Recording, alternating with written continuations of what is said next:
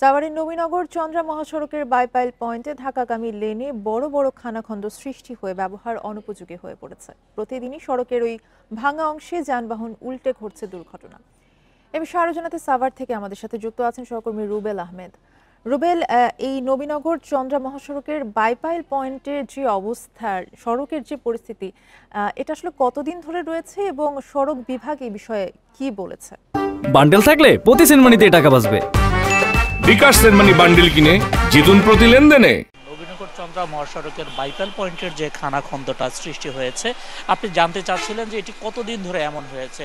সর্বশেষ গত কুরবানি ঈদের সময় যে টানা বর্ষণ হয়েছিল, সেই বর্ষণের সময় আমরা দেখতে পেয়েছিলাম নবীনগর চন্দ্রা মহাসড়কের এই বাইপাইল পয়েন্টে ছোট ছোট খানাখন্দ কিন্তু তৈরি হয়েছিল। তখনও কিন্তু আমরা গত মাসের 18 তারিখে কিন্তু এই সংক্রান্ত একটি প্রতিবেদন প্রকাশ করেছিলাম। তবে কর্তৃপক্ষ বা সংশ্লিষ্ট যারা রয়েছে তখন কিন্তু সেই প্রতিবেদনের পরেও কিন্তু তারা সেই ছোট ছোট খানাখন্দগুলো কিন্তু সংস্কার না করাতে আজকে কিন্তু এই বাইপাইল পয়েন্টে সেই খানাখন্দগুলো এত বড় পর্যায়ে গিয়ে পৌঁছেছে, যার কারণে এই বাইপাইল পয়েন্ট অনেকটা সড়ক ব্যবহারের অনুপযোগী হয়ে পড়েছে। এবং আপনি জানেন রাজধানী ঢাকার গাবতলীতে প্রবেশের অন্যতম একটি প্রবেশপথ হচ্ছে এই নবীনগর চন্দ্রা মহাসড়ক। অর্থাৎ উত্তরবঙ্গ থেকে যারা গাজীপুরের চন্দ্রা হয়ে সাভারের নবীনগর দিয়ে গাবতলীতে প্রবেশ করবে তাদেরকে কিন্তু অবশ্যই এই বাইপাইল এই পয়েন্ট পাড়ি দিয়ে ঢাকাতে প্রবেশ করতে হবে। অর্থাৎ গুরুত্বপূর্ণ এই মহাসড়কের বাইপাইল পয়েন্টে যে 400 মিটার অংশের যে পরিমাণ খানাখন্দের সৃষ্টি হয়েছে, যার কারণে এই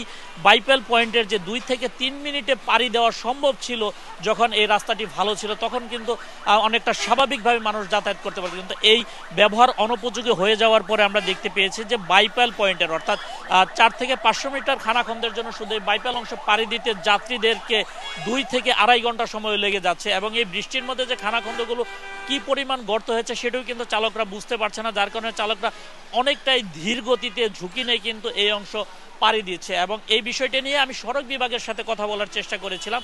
তারা আমাকে জানিয়েছেন যে এই বাইপাইল পয়েন্টে যেখানে খানাখন্দের সৃষ্টি হয়েছে এই অংশটিতে ঢাকা আশুলিয়া এলিভেটেড এক্সপ্রেসওয়ের নির্মাণ কাজ চলছে এবং নির্মাণ কাজ চলবে, যার কারণে এই অংশটির দেখভালের দায়িত্বে রয়েছে ঢাকা আশুলিয়া এলিভেটেড এক্সপ্রেসওয়ে কর্তৃপক্ষ। তো এই বিষয়টি নিয়ে আমি গতকাল রাতে এলিভেটেড এক্সপ্রেসওয়ের যিনি প্রকল্প পরিচালক রয়েছেন শফিকুল ইসলাম, তার সাথে আমি কথা বলার চেষ্টা করেছি। তিনি আমাদেরকে জানিয়েছেন তিনি তাদের ঠিকাদারদের সাথে কথা বলেছেন, দ্রুততম সময়ের মধ্যে তিনি এই বেহাল সড়কটি সংস্কারের উদ্যোগ নেবেন বলে তিনি আমাদেরকে জানিয়েছেন। তবে এই সড়কের যে পরিমাণ বেহাল অবস্থা বা ব্যবহার অনুপযোগী হয়ে পড়েছে, সেক্ষেত্রে কোনো কালক্ষেপণ নয়, কোনো উদ্যোগ নেওয়ার কোনো সুযোগ নেই বলে মনে করছেন সড়ক ব্যবহারকারীরা। তারা বলছেন দ্রুততম সময়ের কোনো অজুহাত নয়, তারা চাচ্ছেন এখন থেকে আজ থেকে এই সড়কটি সংস্কারের উদ্যোগ যেন সংশ্লিষ্ট যারা রয়েছেন তারা যেন নেয়। কিন্তু সকাল থেকে আমরা বিভিন্ন সংবাদে কিন্তু এটি কিন্তু দেখিয়েছি সড়কের বেহাল দশা। তবে এখন পর্যন্ত আমার চোখে